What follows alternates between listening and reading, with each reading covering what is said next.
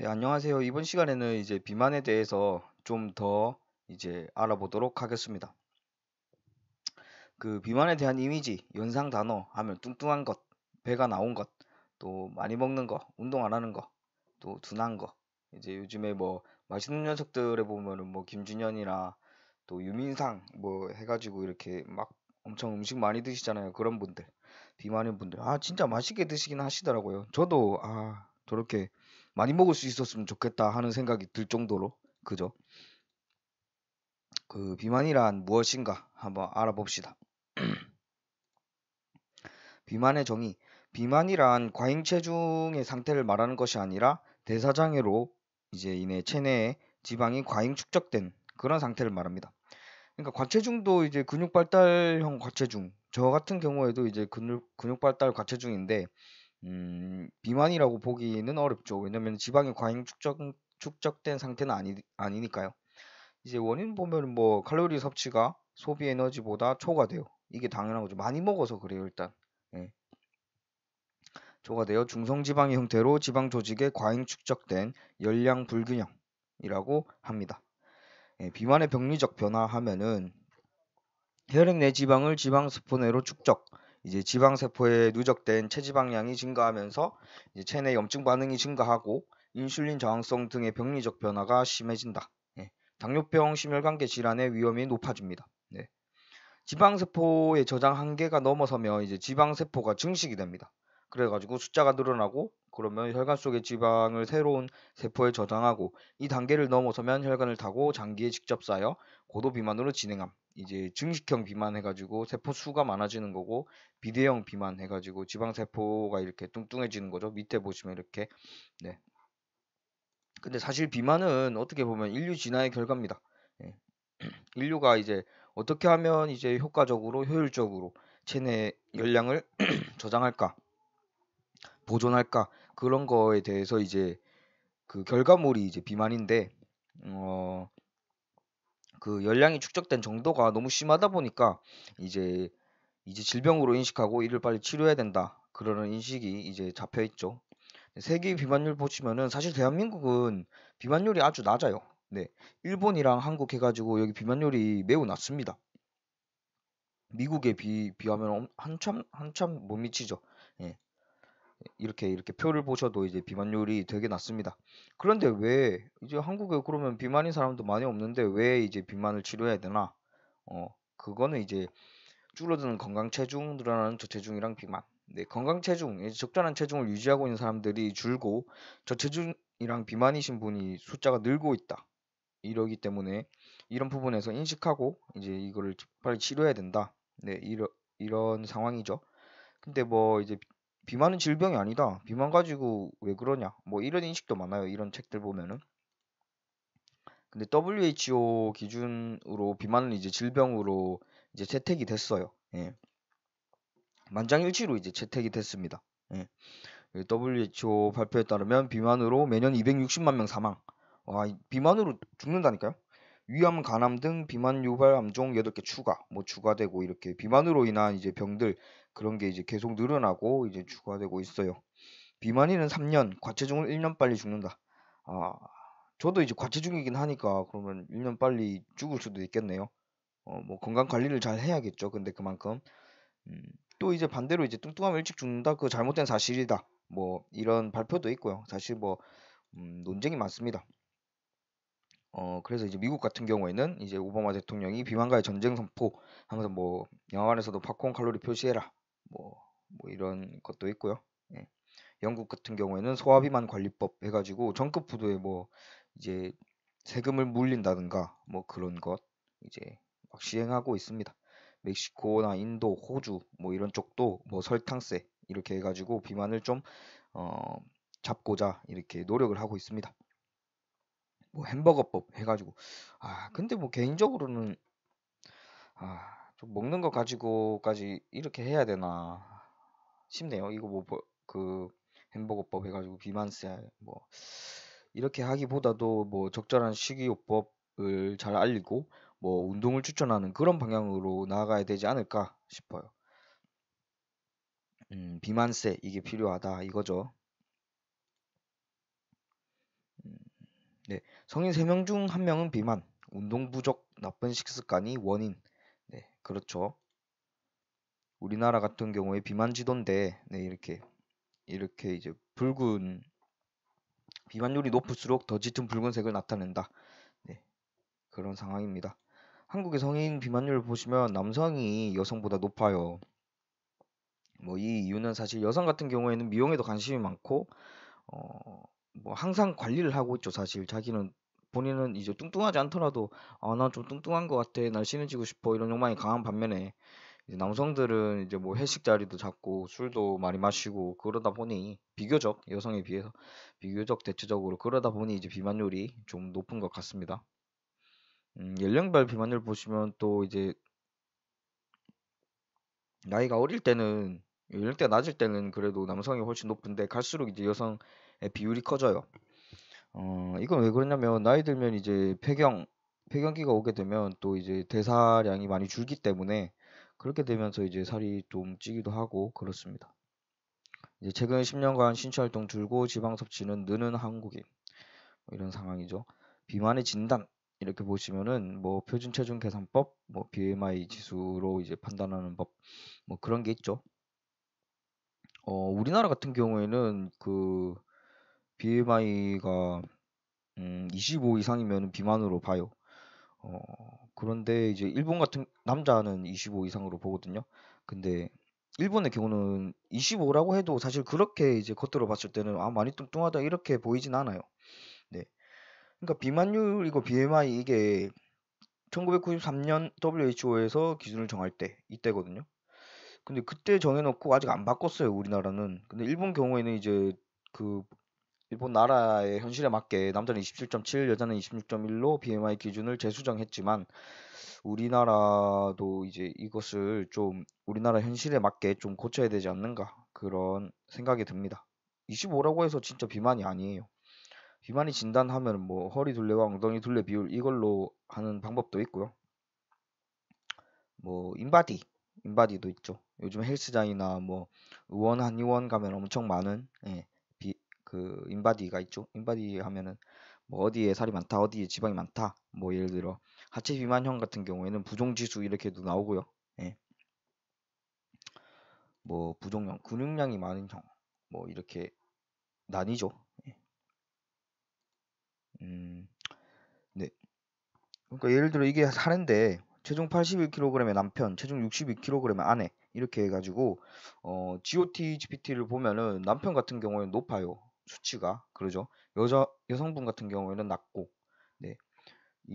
이제 둘 다 이제 남편 같은 경우에는 이제 25가 넘었으니까 비만으로 보고 있고요. 우리나라에서는 아내분은 이제 24.2로 아직 좀 모자라긴 하지만 그래도 이제 160에 62kg 해서 좀 과체중 정도로 보시면 되겠어요. 네, 그 아내분 같은 경우에는 이제 뭐 콜레스테롤 수치라 뭐 중성 지방, 혈당, GOT, GPT 뭐 다 정상에 속하지만 이제 남편분 같은 경우에는 뭐 간 수치도 높고 네. 중성 지방도 높고 콜레스테롤도 높은 편이고 이렇게 하다 보니 이게 이렇게 보면은 지방간이 좀 있다 이렇게 볼 수 있겠죠. 네. 비만의 진단해가지고 이렇게 피하지방 두께 재는 거 이거는 보디빌더들도 많이 사용하고 있죠. 네. 그 다음에 내려가서 비만과 질병 이렇게 한번 보시면 비만을 왜 치료해야 되는가? 암, 뇌졸중, 고혈압, 심장병, 담낭질환, 당뇨병, 불임, 관절염, 고지혈증 이런 것에 되게 악영향을 미친다고 이렇게 그렇기 때문에 이제 비만을 질병으로 보고 이제 치료를 해야 된다 이런 의견이 많죠. 뭐 대사증후군 이런 것도 있고요. 왜 치료해야 되는가 이렇게 방금 말했듯이 여러 질병과 연관되어 있으니 이제 꼭 치료를 해야 된다 그런 내용입니다. 비만의 원인 질환도 있겠죠. 예를 들어 뭐 내분비에 이상이 있어서 보면 쿠싱 증후군이라든가 갑상선 기능 저하증 이게 걸렸으면은 이제 비만이 잘 되는 비만이 될 확률이 높아지는 거죠. 예. 그다음에 뭐 시상하부성 비만 이래가지고 뭐 약물 스테로이드 투여 여기서 스테로이드는 그 흔히 말하는 아나볼릭 스테로이드가 아닙니다. 그 피부 연고에 많은 그런 스테로이드입니다. 스테로이드도 종류가 다양해가지고요. 물론 먹는다고 다 근육을 생성시키는 그런 약제가 아니에요. 달라요. 그 부분에 대해서는 이제 저번에 설명했기 때문에 넘어가도록 하겠습니다. 뭐 이런 밑에 이런 증후군도 있고요.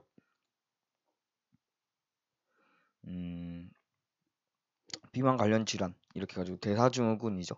예. 대사증후군이 또 이제 대사 떨어지는 거죠. 예. 대사장애 질병 해가지고 체중이 10% 증가하면 혈청 콜레스테롤은 12 증가하며 중성지방이 상승하죠. 이제 지방이 많으면은 몸에서 이제 순환이 잘 안 된다고 보시면 돼요. 몸이 이렇게 딱 습이 차 있다? 약간 이런 느낌으로 보시면 돼요. 이제 습기가 이제 꿉꿉하게 이렇게 차 있으니까 잘 이렇게 빨리빨리 사이클이 안 돌아가는 거죠.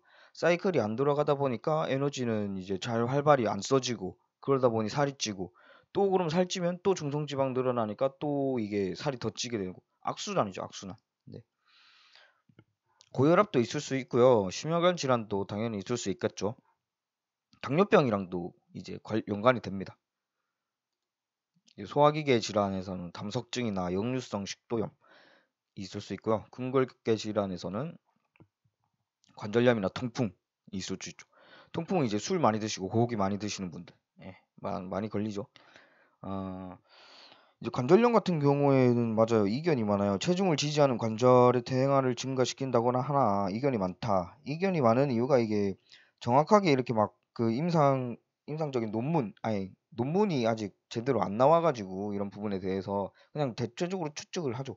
이제 체중도 증가하고 그러면은 관절에 가는 이제 압력도 높아지니까 그럼 관절염 당연히 유발하지 않겠나 이렇게 생각하고 있죠. 불임도 이제 올 수 있습니다. 비만. 그렇죠. 암이 걸릴 수 있고요. 음, 관련 질환 또 기타 부분에서는 뭐 상체 비만, 뭐 식욕 불임증, 폭식증, 폭식 장애, 요실금, 하지 정맥류 뭐 이런 게 있겠네요. 그러면 이제 비만 치료에 대해서 한번 알아봅시다. 서양의학에서는 이제 뭐 흔히 나와 있는 비만 약들이에요. 이게 보시면은 뭐 제니칼, 뭐 펜타민, 프로작, 리덕틸, 벨빅, 콘트라브 이런 것들 드셔보신 분들 많을 텐데 대체적으로 보면 다들 이제 뭐 교감신경계를 항진시키고 이제 또 식욕을 억제시켜서 그래서 이제 대사도 빠르게 하고 이제 인풋 그 먹는 양도 이렇게 줄여가지고 살을 빼는 게 대부분입니다. 근데 이제 뭐 실제 내용을 보면 이제 이런 약들이 원래는 비만 치료를 목적으로 만들어진 게 아니라 뭐 정신과 약이 많습니다. 예. 이렇게 보시면은 펜타민도 향정신성 의약품으로 식욕 억제 효과가 있어서 쓰는 거지 뭐 이게 원래 목적이 이제 비만을 치료하겠다 그래서 나온 건 아니고요. 요즘에는 또 보시면 벨빅 같이 이렇게 막 인삼가루도 들어가고 뭐 아스코르브산 이런 것도 들어가잖아요. 뭐 이런 게 이제 그 그러니까 식욕을 억제시키는 비만을 치료하는 그 목적에서 사이드 같은 부분들 뭐 부작용 그런 부분을 좀 이제 보완하고자 뭐 여러 약제를 이렇게 섞어서 이렇게 하고 있죠. 현재까지는 안정성이 높게 평가되고 있습니다. 그렇죠. 비만 치료제 부작용이 있으니까 뭐 체계적으로 축소시키고 그런 방향이에요. 뭐 비만 치료제 부작용들이 나타나죠. 뭐 대변에 기름이 섞여 나오는 것, 뭐 복부 팽만간, 기름 설사, 간 손상, 예, 간에 무리가 많이 갑니다. 비만 치료제가 대체적으로 많이, 예, 그쵸. 비만 치료 시장에 관련된 뭐 기사들이고요. 음, 이제 서양의학에서는 비만 치료, 수술 치료로 이제 위밴드가 있죠. 위밴드 같은 경우에는 좀 그래도 위험한 부분이 많기 때문에 수술까지 이렇게 하려면은 진짜 초고도 비만 그런 분들께 이제 추천해주는 그런 방법입니다. 신해철 사망 야기한 게 이제 고도 비만 수술이죠. 예. 사실 신해철 씨 같은 경우에는 고도 비만으로 보기는 어려웠었는데 그래도 이제 의사분께서 이제 뭐 수술 치료를 권하셨었나 봅니다. 비만 치료 같은 경우는 그래서 이제 보시면은 이제 크게 세 가지 방식입니다. 첫 번째가 식욕 억제, 두 번째가 대사 촉진, 세 번째가 칼로리 차단. 뭐 이런 이 세 가지 원리로 다 이제 다이어트가 되고 있죠. 마왕 같은 경우에는 이제 식욕 억제하고 대사까지 촉진하고 그런 이제 그런 원리로 이제 한방 다이어트에서는 한약 다이어트는 그런 기존으로 이제 많이 쓰이고 있습니다. 그리고 뭐 인기 다이어트 제품 가르시니아 뭐 캄보지아 이런 거 되게 유행했었잖아요 한때. 뭐 탄수화물을 지방으로 덜 바꿔주게 한다 뭐 그런 건데 간 손상의 위험이 있으니 또 주의하실 필요가 있다고 봅니다. 이제 비만의 한의학적 치료하면은 지방 분해침이 있습니다. 이제 복부나 이런데 뭐 특수 부위 어디 빼고 싶다 하는 그런 부위에 이제 지방세포층에 이제 침을 넣고 그 다음에 이제 전기 자극을 줍니다. 시술 시간이 약 30분 내외인데 뭐 드라마틱한 효과라기보다도 뭐 군살 제거용으로 좀 괜찮습니다. 뭐 어디 살 빼고 싶다 할 때 이제 전기 지방 분해침의 이론적 근거에 관한 고찰 해가지고 논문도 나와 있고요. 또 두 번째로는 부항이 있습니다. 부항이 이제 음압이죠. 그래서 이제 대사를 좀 빨리 하는 그런 방법이 이제 두 번째로 부항이 있겠습니다. 부항이 있는데 이런 기계들도 나오죠. 네, 이런 기계로 똑같은 원리입니다. 사실 음압. 압으로 당겨가지고 이렇게 대사를 촉진시킨다. 그런 건데 괜히 이렇게 이런 기구로 하면 좀 멋있어 보이고 좀 그렇죠. 사실 원리는 같은데. 그다음에 비만 치료 매선이고요. 매선 같은 경우에는 뭐 임상적으로 뚜렷한 체중 감소 효과보다는 탄력 증진과 리프팅 효과 중점적이다. 네, 그 좀 탄력적으로 이제 막 약간 배에 힘을 축 빼고 있는 것보다 배에 약간 힘 주면은 좀 더 이제 이뻐 보이고 그렇잖아요. 무게는 같지만 몸무게는 같이 나가긴 하지만 약간 그런 느낌으로 보시면 됩니다. 또 이제 온열요법 해가지고 이게 또 대사 빨리 해주는 것도 있고 반대로 이제 냉저온요법 뭐 이렇게 해가지고 엄청 차가운 그거를 딱 대가지고 이제 지방세포를 좀 죽이는 그런 방식도 있습니다. 뭐 약침요법 이거 유명하죠. 뭐 왕천호 약침, 뭐 산삼 비만 약침 해가지고 뭐 특정 지방층의 약침액을 주입해가지고 대사 빨리 해가지고 이제 그쪽 지방을 좀 빼는 뭐 특수 부위 뭐 이렇게 특수한 부위 뭐 이쪽입니다.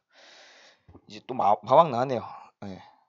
비만의 한의학적 치료하면 이제 한약 치료인데 이게 마왕 기준 놓고 대립을 했었죠. 의사랑 한의사가 의사들이 저거 마왕 쓰는 양에 대해 가지고 저거 제재를 해야 되는 거 아닌가?